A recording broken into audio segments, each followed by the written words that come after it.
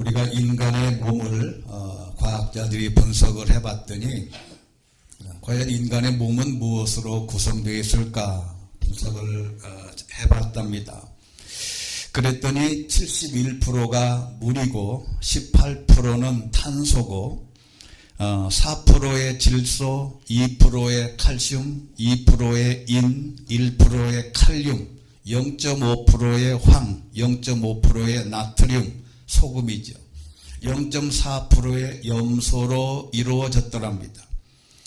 그리고 여기에 우리가 밥 먹는 큰 수저, 한 수저 분량의 희소 원소도 있는데 마그네슘, 아연, 망간, 구리, 요오드, 니켈, 브롬, 불소, 규소 이런 것들이 있고 더 소량은 코발트, 알루미늄, 몰리브덴, 바나디움, 납, 주석, 티탄, 또 붕소 이런 것이 우리가 몸으로 가지고 있는 이 몸덩어리, 이 바디가 이렇게 구성이 되어 있더랍니다.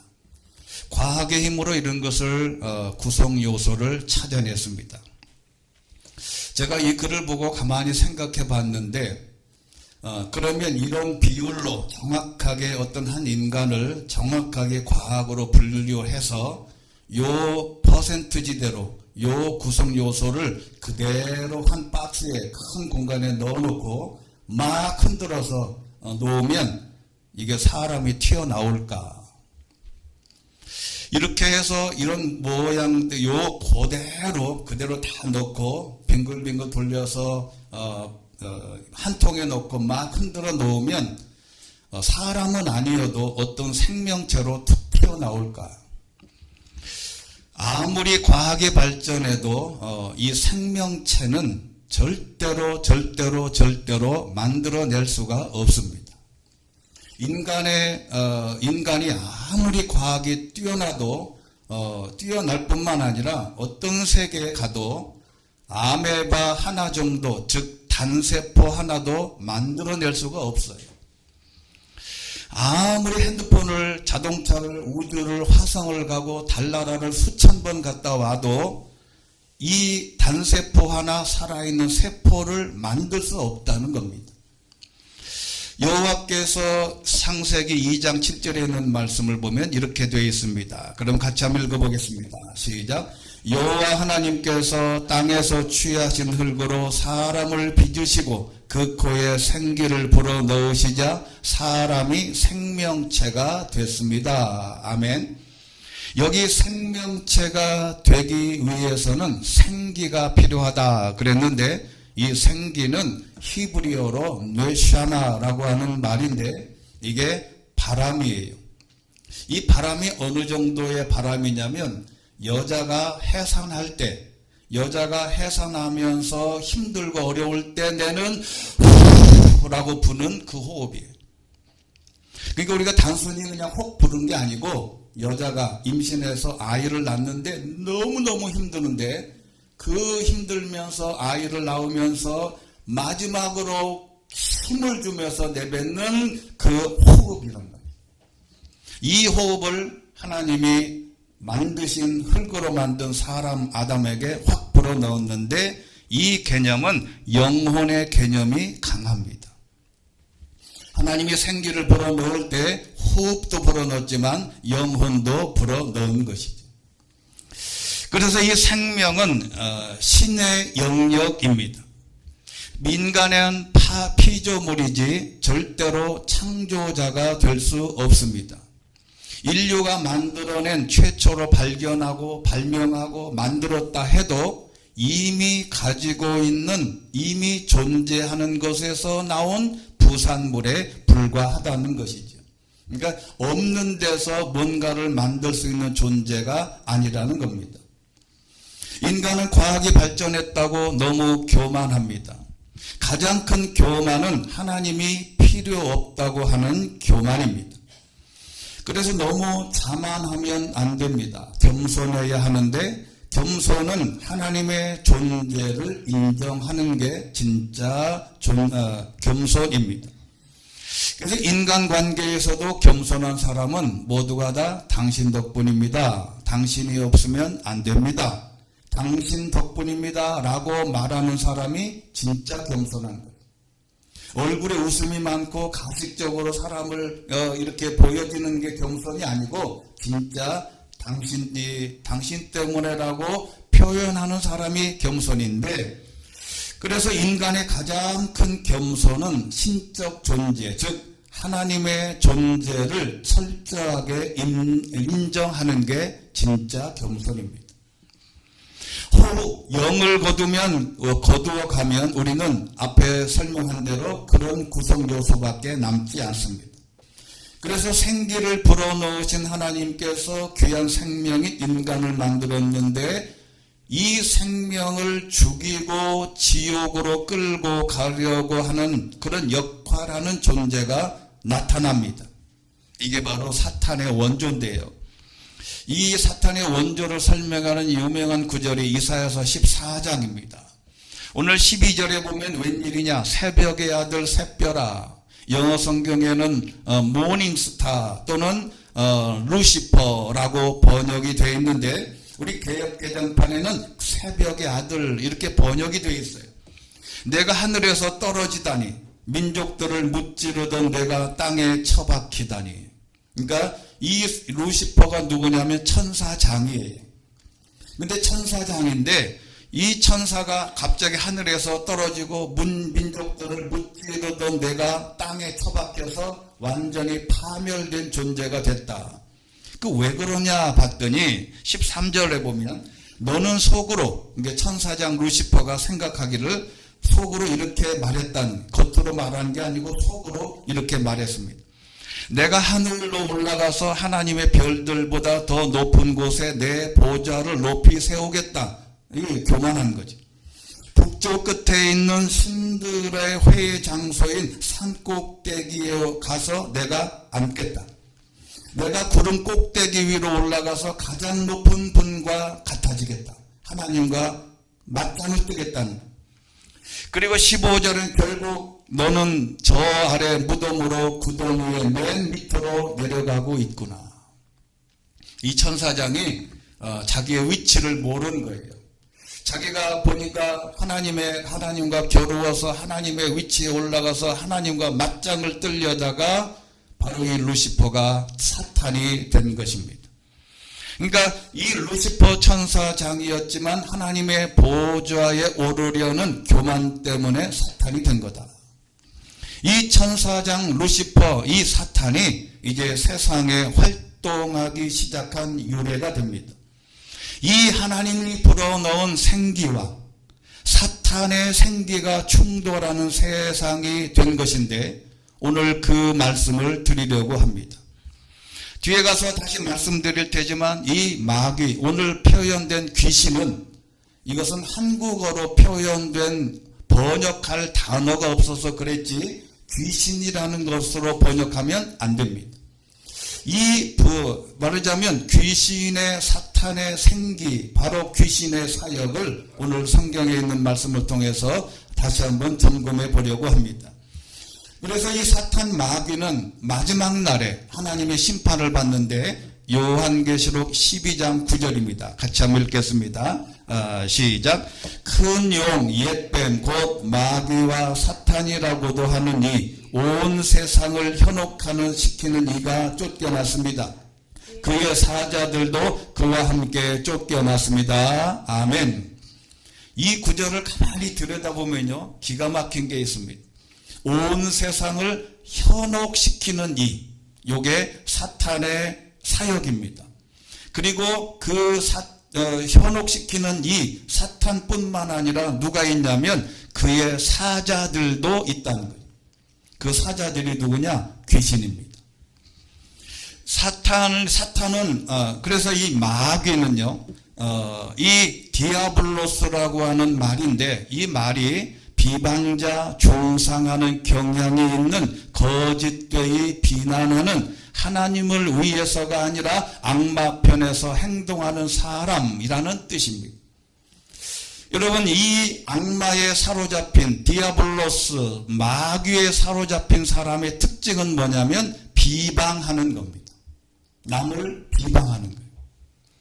여러분 우리 사회나 무슨 정치나 이런 것을 보면 다 마귀에 사로잡혀 있어. 유튜브 내용 다 마귀에 사로잡혀 있어. 한마디로 말하면 귀신에 쓰여 있는 겁니다. 여러분 정치 사회를 보시면 온갖 마귀의 놀이터가 된 듯합니다.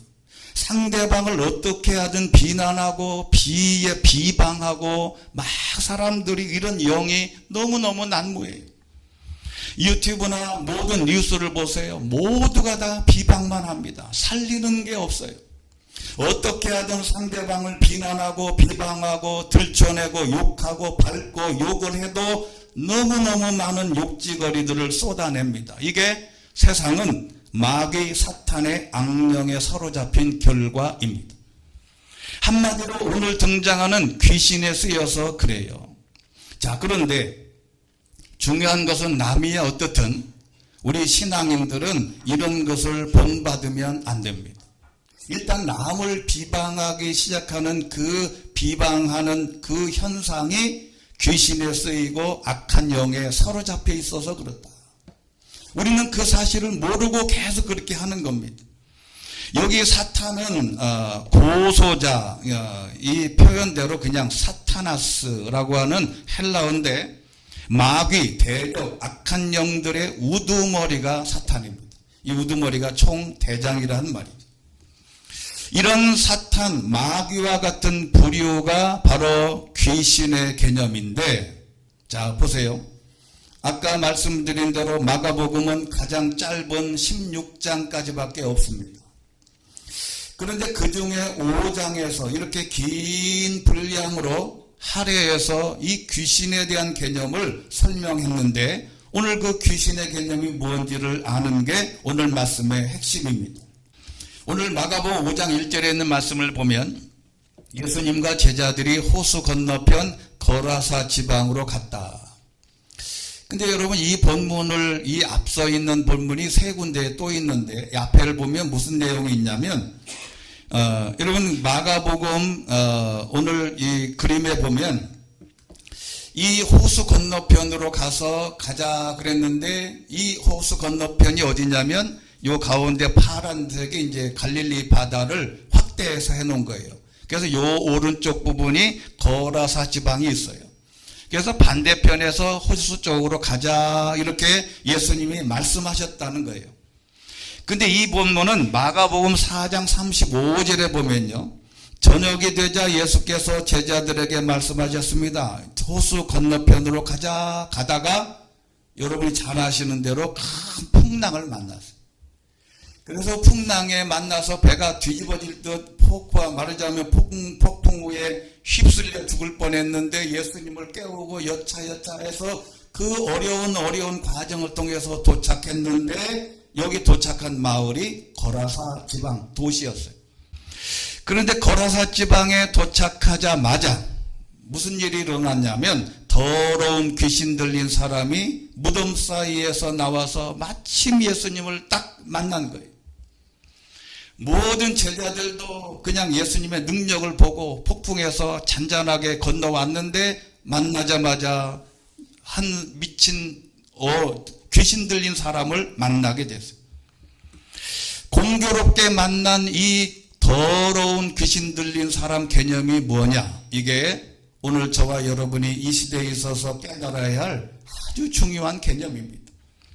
여기 더러운 귀신으로 표현되어 있는데 우리가 말하는 귀신이라는 개념은 이게 약간 번역이 애매하게 되어 있습니다.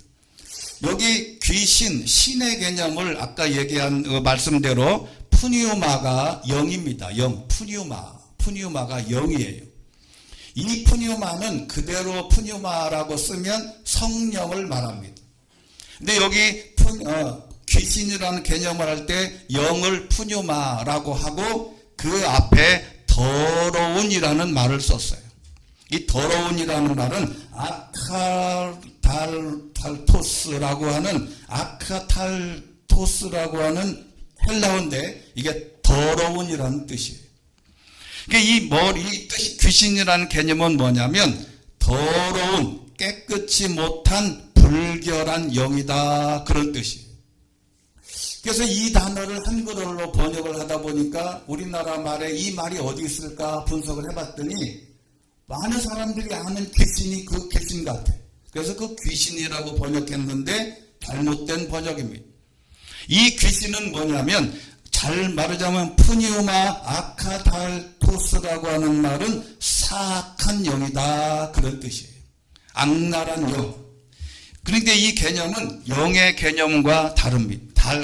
반대 개념인데 성령을 거룩한 영이다 이렇게 말했는데 성령을 처음 등장하는 단어가 마태복음 1장 18절입니다. 예수 그리스도의 태어나심은 이렇습니다. 그의 어머니 마리아는 요셉과 약혼한 사이였는데 결혼하기 전에 마리아가 성령으로 임신하게 된 사실을 알려줬습니다. 여기서 끝나면 똑같이 성령, 영도 푸뉴마예요. 여러분 이게 앞에 있는 귀신이라고 하는 단어, 더러운이라고 하는 표현도 그 앞에도 푸뉴마고 뒤에도 푸뉴마입니다. 그런데 한 단어가 겹치는데 뭐냐면 이 성령을 설명할 때는 하기오스, 거룩한 영, 그래서 거룩할 성자를 써서 성령이라고 번역한 거예요. 그러면 이 단어를 똑같이 표현하면 푸뉴마 아카달토스라고 하는 것은 악한 영, 그 다음에 푸뉴마 하기오스 하면 거룩한 영, 요게 딱 이렇게 분류가 되는 거죠. 그러니까 귀신이라는 어떤 개념이 아니라 악령입니다. 악령, 악한 영. 그리고 우리가 요구하는 하나님의 영은 거룩한 영이에요. 그래서 악령과 거룩한 영이 충돌하게 되는데 오늘에 있는 이 말씀이 바로 그 내용입니다. 하나님은 우리 인간에게 성령을 불어 넣어줍니다. 살아있는 영을 불어 넣어주고 거룩한 영을 불어 넣어주고 하나님은 생기를 불어 넣는데 이 하나님은 거룩한 영을 불어 넣는데 사탄은 항상 악한 영을 불어 넣는다는 거죠. 여러분 이게 굉장히 중요한 내용입니다. 사람마다 그래서 악한 영들이 너무 많아요. 그래서 악한 영들이 사악한 영들을 사탄이 우리 속의 마음에 계속 불어넣는 거죠. 하나님께서 성령을 불어넣어주면 우리가 받아들이면 되는데 인간의 보통 사람들은 다 악령에 사로잡혀 있어요. 그게 둘 중에 하나입니다. 악령에 사로잡혀 있던 거룩한 영에 사로잡혀 있던 중간은 없어요. 여러분 우리가 교회 와서 거룩하게 예배 드릴 때는 다 거룩한 영에 사로잡힙니다. 그런데 예배당 문을 나서는 순간에 악령이 우리를 점령하려고 대들어요. 그래서 막 우리를 악령과 거룩한 영이 우리의 삶에서 모든 순간에 두 영에 우리는 영향을 받게 된다는 것이죠. 그러면 거룩하지 않는 악령, 더러운 귀신에 쓰이면 어떻게 되냐? 그 형상이 3절에 있습니다. 시작. 그 사람은 무덤 사이에서 살았는 아무도 그를 잡아낼 사람이 없었습니다. 쇠사들도 소용없었습니다. 자, 여러분 악한 영에 사로잡히면 현상이 나타나는데 무덤 사이에서 거한다. 여러분 악령에 사로잡히면 내가 가서 앉지 말아야 할 곳에 가서 앉아 있어요. 내가 가지 말아야 할 술자리에 가서 앉아 있다니까. 내가 앉아있지 말아야 할 술집에 가서 앉아있고 마약하는 데 가서 앉아있고 술자리에 가서 사람들과 어울려요. 예배의 자리가 아닌 내가 있어야 할 자리에 가서 앉아있지를 않아요. 예를 들면 주일은 하나님의 날인데 하나님의 주님의 날이라고 하면서 그 주일에 내가 지금 어디에 가서 앉아있나 보면 알아요. 악령에 사로잡혀 있으면 예배당이 아닌 그 어떤 다른 데 가서 앉아있을 수가 있다는 거죠. 그것이 바로 무덤입니다. 죽는 자리거든요. 사탄의 공작에 의해서 아무리 내가 변명을 해도 악령에 사로잡히면 어쩔 수 없어요. 나는 예배의 자리가 아닌 엉뚱한 자리에 가서 앉아있어요. 이것이 바로 무덤 사이에서 앉아있는데 그를 잡아낼 사람도 없고 쇠사들도 소용없어요. 그 어떤 것으로도 제어가 안 됩니다. 악한 영들이 얼마나 센지 아무리 물리적 제어도 정신적 제어도 잔소리를 해도 욕을 해도 강권을 해도 돈으로 유혹해도 안 돼요. 그는 예배의 자리가 아닌 다른 데 가서 악령에 사로잡혀 무덤 사이에 가서 있더라. 그러니까 무덤 사이에 가 있는, 무덤으로 상징하는 요소에 가 있는 모든 사람들은 다 악령에 사로잡힌 거죠. 그리고 두 번째는 여러 번 쇠사슬에 손발이 묶이기도 했지만 번번이 사슬을 끊고 발에 찬 쇠고랑도 깨트려요. 제가 아버지가 목회하시면서 저도 지난번에 언젠가 말씀을 드렸습니다. 저는 저희 아버지하고 이제 교회에서 생활하면서 미친 사람을 7명을 기도해서 쫓아낸 것을 제가 직접 봤어요. 여러분 그 시골에 예를 들어서 사택이 방 하나, 엄마 아빠 방 그리고 우리 아이들 자는 방 이렇게 두 개밖에 없었을 때인데 이 미친 사람이 오면 여름에는 교회에서 재우면 되는데 겨울이 문제예요. 추운 겨울에 잘 데가 없어요. 그러면 우리 집에 우리 아이들이 자는 방에 미친 여자를 같이 자는 거예요. 근데 어느 날 갔는데 이 밤에 자다가 이 미친 여자가 쟤를 올라타고 목을 조르는 거예요. 그게 기어버려가 떠보니까 미친 여자가 목을 두는 거예요. 그래가지고 어찌 하다가 이제 밀어냈는데 이 미친 여자가 얼마나 힘이 센지요. 교인들, 안수 집사님, 장로님들이 옆에서 4-5명이 그 여자를 붙잡아도 이걸 못 견딜 수 없어. 한번 휘두르면 그대로 나갔더라고요. 대문을 잠그면요, 대문을 그냥 담을 훌쩍 넘어가. 어떻게 넘어가는지 모르겠어요. 여러분 이 성경에 보면 이렇게 되어 있는 거예요. 에이, 어떻게 착고를 끊습니다. 이게 얼마나 센지 몰라. 그런데 이거를 기도하고 권사님들 불러서 밤새도록 기도하고 말씀으로 기도하고 길을 쫓아내면요, 이 여자애가 그때 당시에 20살도 안 된 여자인데 얼마나 야리야리한지 몰라요. 얼마나 공손한지 몰라요. 이분 이름이 성자인데 나중에 결혼해서 제 아버지 돌아가셨을 때 이 아이들 데리고 문상도 왔어요. 여러분 이렇게 귀신에 쓰이면요 아무도 제어가 안 돼요. 이게 무슨 것을 상징하냐면 악령에 사로잡히면 그 어떤 것으로도 제어할 수가 없다. 즉 고집이 센 것도 사탄의 영역일 수 있다는 거죠. 내 생각을 굽히지 않아요. 내가 그게 옳다고 생각하더라도 그 모든 생각과 악한 영에 사로잡히면 모든 면에 제어가 안 됩니다. 그리고 5번째 특징이 있습니다. 그는 밤낮으로 무덤들과 언덕을 돌아다니며 소리 지르고 돌로 자기 몸을 계속 찧어요. 그 다음에 특징은 악령에 사로잡히면 목소리가 커져요. 여러분 우리가 강의하고 이렇게 예를 들어서 유튜브나 유명한 강사들 얘기를 가만히 들어보면요, 소리 높은 거면 저거 가짜일 확률이 많아. 여러분 진짜는요 목소리 전혀 안 높여도 진리는 그대로 전파되거든. 그런데 악령에 사로잡힌 사람들은 목소리가 커요. 굉장히 목소리가 큽니다. 자기 주장이 강해요. 내 생각과 틀리면 화를 내고 심지어는 상대방을 해합니다. 악한 영에 사로잡혀서 그래요. 그리고 악한 사람, 악령에 사로잡힌 특징은 뭐냐면 자살합니다. 자기 몸을 학대해요. 자기 육체마저 저주합니다. 자기 몸을 먼저 사랑해야 하는데 자신을 비하시켜요. 작다고 생각하고 소리 지르고 내 자신을 스스로 자학합니다. 여러분 이게 굉장히 나는 모르지만 여기에 악한 영에 사로잡혀 있어서 그래요. 그런데 더 이상한 얘기는 6절에 있습니다.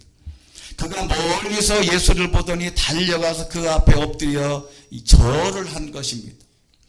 그런데 이 악한 영도 예수님은 잘 알아보더라. 야고보서 2장 19절 같이 한번 읽겠습니다. 시작. 당신은 하나님이 한 분이신 사실을 믿습니까? 잘 아십니다. 귀신들도 믿고 두려워 떱니다. 아멘. 악한 영은 하나님의 존재를 더 잘 알아요. 근데 중요한 게 뭐냐면 알기는 잘 아릅니다. 모르는 게 없어요. 교회 생활 10년만 하면요 모르는 게 없습니다. 다 압니다. 성경도 알고 기도도 알고 말이 많고 알기는 너무 잘 알아. 그런데 알기는 많지만 실행에 옮기는 데는 약합니다. 아는 건 많아요. 사탄도 아는 건 엄청 많습니다. 그런데 이 사람이 왜 사탄이 되냐? 말씀에 순종하지 않기 때문에 그래요. 그리고 7절에 있는 말씀 보면 찢어질 듯 큰 소리로 외쳤다. 당신의 지극히 높으신 하나님의 아들 예수여, 나가 당신과 무슨 상관이 있냐? 여러분, 여기 찢어질 듯 큰 소리로. 여러분, 하나님은 우리가 하나님께 기도할 때 큰 소리로 기도하지 않아도 돼요. 사실은 우리가 조근조근 하나님 앞에 조용하게 말해도 되는데 찢어질 듯 큰 소리로 외치는 것은 이 사탄 악령이 두려워서 그런 겁니다. 8절에 있는 말씀 보면 그 앞서 예수께서 그에게 더러운 귀신아 그 사람에게서 나와라 라고 말씀하셨기 때문에 그런. 여러분, 제가 저희 아버지하고 이제 귀신 쫓아내는 걸 보고 저도 이제 그 노하우를 배웠어. 그래서 저도 이제 은혜를 받고 제가 인문동교회 부목사로 갔는데 이미향이라는 고등학교 2학년짜리가 이제 정신에 미친 거예요. 악한 영이 있어. 그래서 이 이야기를 엄마하고 이 교회에 데려왔는데 이제 제가 이제 부목사니까 담임 목사님이 이제 그걸 해야 되는데 담임 목사님은 그렇게 말씀하시더라고요. 나는 이런 거 해본 적이 없어. 이거 어떡하지? 그러더라고. 그래서 제가 무모하게 그럼 제가 한번 해볼까요? 그랬더니 그럼 박 목사가 해봐. 그래서 이제 허락을 받고 그래서 일단은 기도 많이 하는 권사님들 한 20명을 불렀어. 이 인문동교회 가면 지하에 가면 요거 한 4분의 1 정도 되는 조그만 방이 있는데 거기 다 모여라. 그래가지고 저희 아버지가 하던 대로 그대로 열심히 뭐 마귀들과 싸울지라 하고 기도하고 한 다음에 뭐라고 얘기했냐면 이 귀신아 나와라! 나오라는 소리를 계속하면 돼. 나가라 그러든지 나오라 그러든지. 근데 그날 밤부터 제가 꿈자리가 사나워지는 거예요. 이거 꿈자리가 사나오는데 꿈에만 보면 누가 나를 목을 조르는 거예요. 계속 잠자다가 끙끙 앓다가 일어나. 근데 그렇게 그때가 언제냐면 여러분이 잘 아는 모래시계 있죠. 모래시계 10시에 SBS에서 시작하는데 요거를 내가 봐야 되는데 그걸 못 보는 거예요. 그거 기도해야 하는 것 때문에. 지금도 생각이 나요. 그래서 그때는 뭐 재방송도 많이 안 하고 그런데 내가 10시 전에 끝내려고 그거 가서 보려고 그런데 잠자다가 계속 목 졸리는데 한 두 번째 그러다가 안 되겠더라고. 그냥 내비두고 1시간이고 2시간이고 하고 딱 한 달이 지났어. 한 달이 지났는데 제가 꿈을 꿨는데 새벽기도 갔다 와서 잠깐 잤는데 가만히 이제 누가 저 밖에서 저렇게 설교를 하는데 늘 제 목소리에 설교를 하는데 말은 하는데 귀에 안 들려. 그래서 이게 무슨 소리인가 매일 이렇게 생각을 하다가 그날 새벽에는 딱 듣는데 상대방이 얘기하는 소리가 뻥 뚫리는 거예요. 바로 7시도 안 돼서 그 집에 전화했어요. 그 미양이 깨워봐라. 그거 나갔다. 그랬더니 딱 전화 받더니 그 엄마가 그래요. 야 미양아 일어나 그랬더니 얘가 딱 일어나더니 온순해지고 진짜 나간 거예요. 그래가지고 얼마나 기뻤는지 그날 밤에 이 미양이 엄마가 떡을 하고 귤도 사고 해가지고 그날 밤에 잔치했다는. 여러분 귀신 들린 사람은 나오라 그러면 나와요. 그런데 9절에 있는 말씀 보니까 내 이름이 뭐냐 그랬더니 군대래요. 군대는 숫자가 너무 많은데 악한 영의 숫자가 너무 많아요. 자, 우리가 이걸 어떻게 해석을 하냐면 어떤 사람에게는 한 가지 영이 들어가요. 악한 영이. 어떤 사람은 10가지 들어가는 사람, 어떤 사람은 30가지, 어떤 사람은 100가지, 이런 어떤 사람은 2000가지의 악한 영이 들어가서 활동한다. 근데 더 중요한 것은 10절입니다. 이 지방에서 쫓아내지 말아달라고 간청했다는 거예요. 그 사람 개인이 아니고 단체를 말합니다. 지방을 말해, 지방. 이 거라사 지방에는 이 악한 영의 활동 영역이 하나의 큰 지역의 도시였어요. 악한 영은 한 사람도 망가뜨리지만 도시 전체를 무너뜨려요. 여러분, 이게 아름다운 우리 서울입니다. 아름다워 보이십니까? 이게 서울인데 이게 너무 아름다운 도시예요. 그런데 신앙적으로 보면 이 서울은 소돔과 고모라보다 10,000배는 더 타락했어요.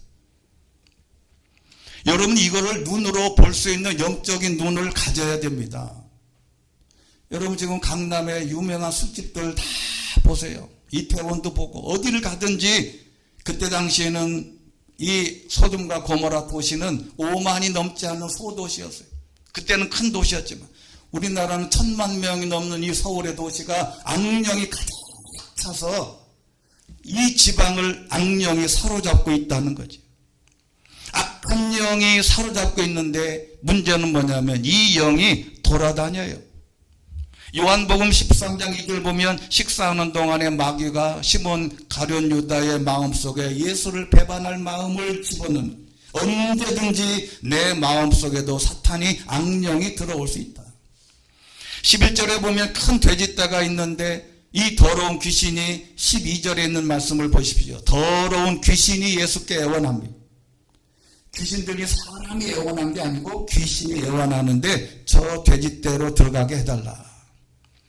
돼지에게 들어갈 수 있는 게 악한 영입니다.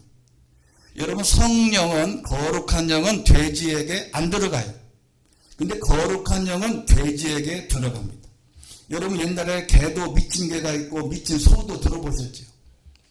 여러분, 사람이 짐승 같다고 하는데 똑같습니다. 악한 영이 들어가면 짐승이 되는 거예요. 여러분, 살인자에게 사람이 물어봐요. 왜 살인했냐고 물어보면요, 하나같이 100명이면 100명 다 이렇게 얘기합니다. 내가 왜 그랬는지 모르겠다. 내가 귀신에 쓰였는 것 같다. 악령이 사로잡혀. 순식간에 내가 화나고 내가 갈등하고 내 마음 안에 뭔가 욕구가 솟아날 때 사탄이, 악령이 확 임해서 칼을 들고 사람을 찌르고 살인하게 되는 거예요. 여러분, 이게 누구도, 그래서 평범한 가정에도 칼은 눈에 보이는 곳에 두지 말라는 말이 있어요. 여러분, 집에 가거든 칼은 안 보이는 곳에 놔라. 왜? 순식간에 사람이 확 올라오면 칼을 들고 사람을 해코지 하거든요. 이게 무서운 악령의 세계입니다. 그래서 예수님께서 더러운 귀신들이 돼지떼로 들어가라 그랬더니 2,000마리 정도 되는 돼지떼가 비탈 뚝을 내리면서 그 귀신들이 들린 돼지에게 들어간 이 악한 영의 귀신 들린 이 돼지떼가 그 호수로 막 몰려 들어가서 몰살을 당한 거죠. 한 생명은 2,000마리의 돼지보다 낫습니다. 한 생명을 구원하는 거 2,000마리를 한번 계산해 보시면 수천만 원의 금액보다 한 사람의 생명이 귀하다. 마가복음 8장 36절에 말씀했습니다. 사람이 온 세상을 다 얻고도 자기 생명을 잃으면 무슨 소용이 있겠냐. 14절에 보면 가서 이야기를 했더니 사람들이 구경하러 와요.